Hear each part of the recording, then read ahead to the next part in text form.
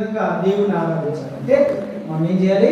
ప్రార్థించాలి. యేసు ప్రభు శరీరధారిగా ఉండి 3.5 సంవత్సరాలు చేసినటువంటి బోధ నీవు బ్రతికున్నంత కాలం చేయాలి. హల్లెలూయా. యేసు ప్రభు 3.5 సంవత్సరాలు చేసినటువంటి బోధలు, 3 సంవత్సరాలు నడిచినటువంటి నడకలు, ఆయన ఉన్నటువంటి ఆత్మీయత అంతా మనం జీవించి ఉన్న పర్యంత వరకు మనం చేయవలసినటువంటి వారమైన పాపులను పరిశుద్ధులుగా మార్చగలిగినటువంటి స్థానానికి తీసుకురావాల్సినటువంటి స్థానంలో మనం ఉన్నాం. ప్రభుని ఆరాధిస్తూ, స్తుతిస్తూ, గణపరుస్తూ ఆ గొల్లలాగా చూశారు కదండి.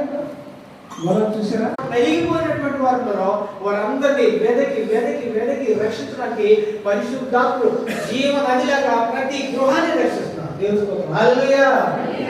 ప్రతి మనిషిని దర్శిస్తున్నారు. ఎవరైతే అంగీకరిస్తారో వారు నిత్య దేవుళ్ళలోకి వెళ్తారు.